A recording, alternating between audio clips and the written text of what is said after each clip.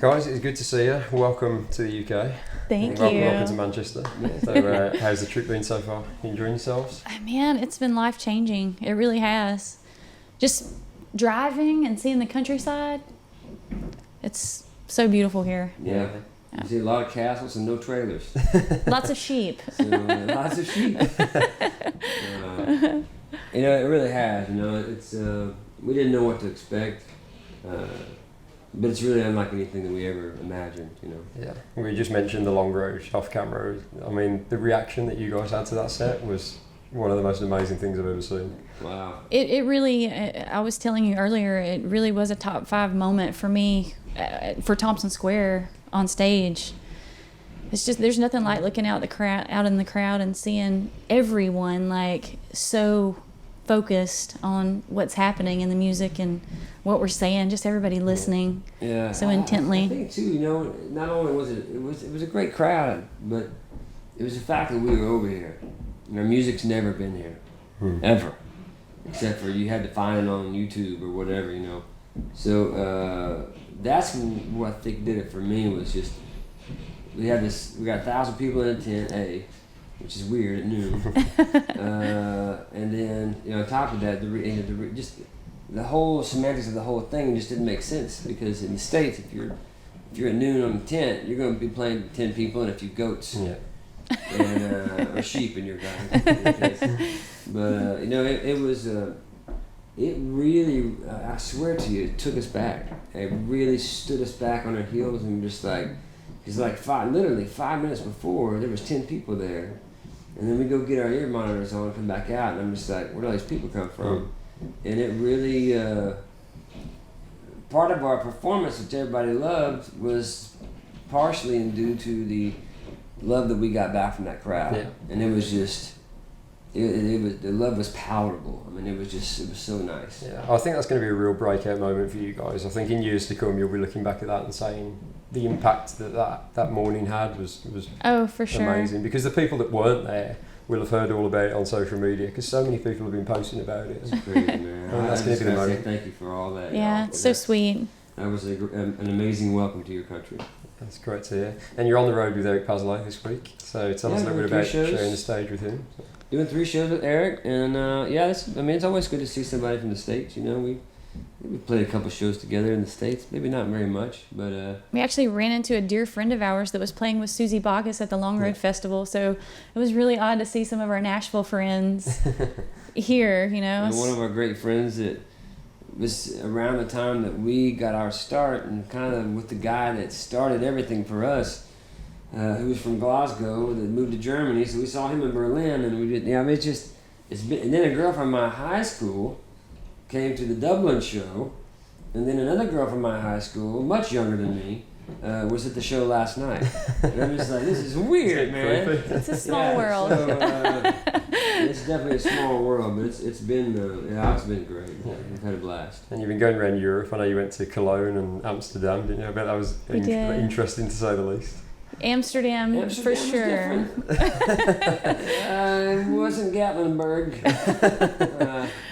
The shopping's a little bit different in Amsterdam. You guys got some shops. The window shopping, yes. The shops over there, we don't really have that kind of window shopping.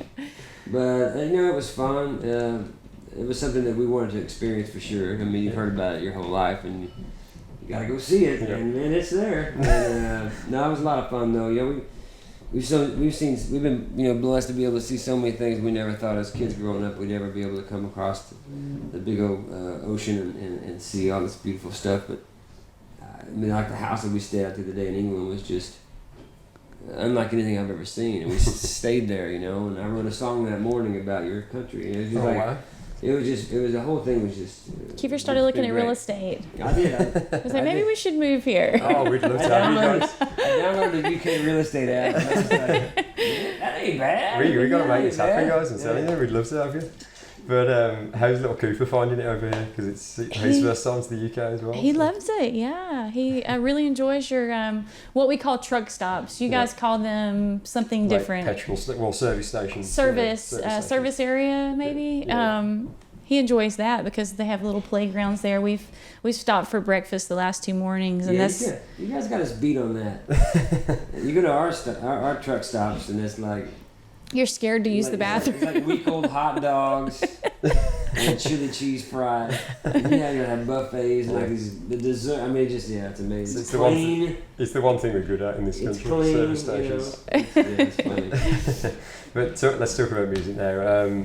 Masterpiece is your kind of first worldwide single, isn't it? So tell us a little bit about that one and why that was a good introduction to the international market. I wrote that song after the record was already finished. I woke up about 5, 6 o'clock in the morning and had that title in my head and was trying to figure out what it meant to have a masterpiece, what my masterpiece was, and I was like, well, what's the one thing that I'll never be able to outdo, and it was Cooper, that's the best thing I've ever have done and will do, and we never thought we would become parents, we never wanted kids, and then all of a sudden it was like, we don't want to miss out, and then we had him, and it was life-changing in the best way imaginable.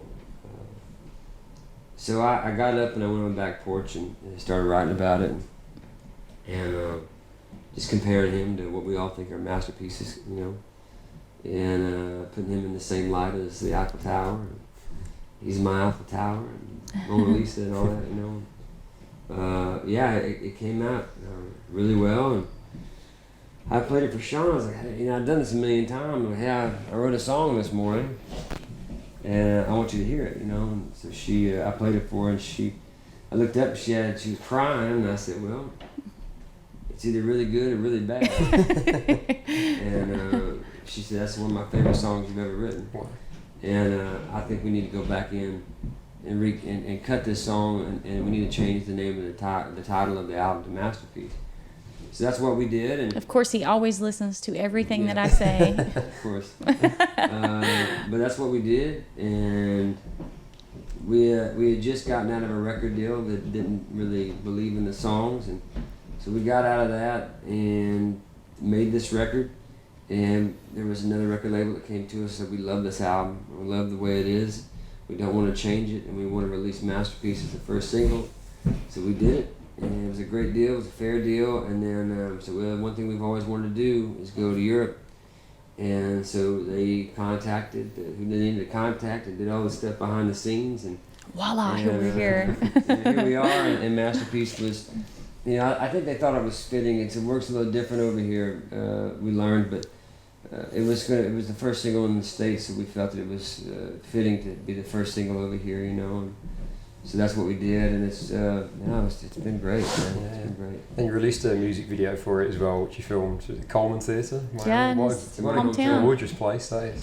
Yeah, it's about the only gorgeous thing in my hometown. But I think it was erected in the late 1800s or early I can't remember. It's old, but it's just a gorgeous theater, and it meant a lot to me to go back home and record that. And we had the thought of what if we used. My dad used to film everything on 8mm. I do this because that's how you film. And so I got all of the tapes that he made, and I had them converted over to digital format, and I had our producer or director go through all of it, compile the stuff up, and I got to be home and shoot a video, and my mom was in it, and that was about 3 weeks before we lost her. So it was like really an emotional time for me, and I still really can't watch the video, but especially the lyric video. Yeah, the lyric video is even worse, man. For me, I just can't watch it. But I'm so thankful that we did that, because I have that, and I always will have that. But so this song, man, is like, it just means everything to us on so many levels. So what it does doesn't matter, It can't get any more personal. No. That's for sure. No, that's about it. Yeah. And you mentioned earlier about kind of moving away from the record label. You didn't quite believe in the music and stuff. I feel like this album's given you guys a new lease of life, and I know the way the fans have responded to it has been the most refreshing thing to see. So. Oh man, it feels good. Yeah, it feels good. Does it? you know, is there? I know being independent has its difficulties and its challenges, but is there? Have you found that there's a lot of benefits to that too, and have you really enjoyed the kind of freedom of it? Well, we saw some checks come in that we never seen. That we never saw before. We're like, where's that money been going? That's part of the game, you know. It's the trade-off. Part of the trade-off. It was liberating too to be able to finish this album, because we started it when we were still with our old record label, and then we got out of that deal and we just went straight to work, like trying to finish it and get it out, because it had been 5 years since we had an album out. Albums, you know, so that's a ludicrous thought, to have an artist and not put a record out in 5 years. It's just, it's ludicrous. So yeah, that's why we're like playing catch up. You know, it's almost like starting over for us. You know, which it's good and bad. You know, it's bad that you wasted so much time, but it's also good because you have that feeling of struggle, and you have that renewed sense of drive and everything else to prove a point, to do your very best, and to expand your horizons, and that's what we're over here doing. And life is good, brother. Yeah, it's good.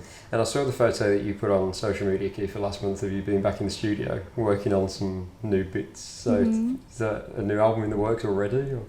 Actually, we've been working on my solo project, wow. Okay. Which is we haven't talked about it in the States a whole lot, so you guys are getting the exclusive first. Right now. Yeah. No one's heard any of the music either. Yeah, we started 2 months ago working on it. Yeah. Something like that. It's very 60s, 70s country with steel guitars and fiddle. That's what I grew up listening to. That's what my dad played around the house all the time. He was a musician. And it's a record I've always wanted to make. When I moved to Nashville way back in 96, I wanted to make that album, but didn't get that opportunity. So these days we're just taking our liberties and doing exactly what we want to do. No, and everybody they loved it. You know, that was one of the things when we signed up, and they loved the idea of Shawna doing a solo project. You know, and I'm telling you, man, she was born to sing this. I've heard her sing this stuff since 1996, and that's why I fell in love with her in the first place. And she is one of the best female singers there is in the business, and I can say that because I know that. We all heard that at the long road as well. Just I mean, it's something special, the gift that she has. So, I mean, she was meant to sing this kind of music, you know, and getting me out of the way to do it is a great idea. And, you know, like I said, we wrote a little over half the record specifically for her and with her, just to suit her voice and not have to deal with a male counterpart. You know, crazy enough, we had a hard time finding songs from that era of country music in Nashville right now, because nobody's really writing that anymore. Yeah, nobody writes it, and the people who run the publishing companies are so young and they don't even know that it's there. You know, and it's fine. I mean, it ain't bad. I mean, it's just how it is. You know, I mean, I'm kind of excited about it because it pushed us to write it. You know, and it makes the album more personal. Well, I've never written anything like that. That's not my style of writing necessarily. That's not what comes naturally. And neither has she. And it was like, it was amazing to sit down and think, how would Haggard write this song, or how would whoever write this song? And man, we really got some good ones, you know. And we got done, and we were like, wow, you did a good job. But it's hopefully everybody else thinks that. It's going to be a special record, and I think we're going to do one tonight for you guys. But we did one last night, and they wouldn't shut up clapping. So, I think that's cool too about this part of the world is, I think you guys still appreciate the older stuff a little bit more. Maybe we tend to move at an extremely fast pace in the States, as far as like what's next, and it's a little bit slower here. Thank God for it, man, because it's a special kind of music, you know, and the fact that you guys can embrace both kinds, both styles, you know, it's such a great way to do it. Yeah, I think good music's good music. In the UK, people don't put it in a box, and it's good or it's bad, man. It's good or it's bad, you know. So, and just finally, I just wanted to touch on the children's book that you put out last year. tell us a little bit about that project and why you felt you had to go down that route, because it was an interesting move, to say the least. It was a mistake. Well, it started out as a song, just a little piece of a song. Kiefer was getting Cooper ready for the day. He had him up in his nursery changing him, and Like a good dad. I heard him singing this little thing, and I said, "What is that? Is that something that your mom used to sing to you when you were a kid?" And he goes, "No, I just made it up." And I was like, "It's really good. You should finish that."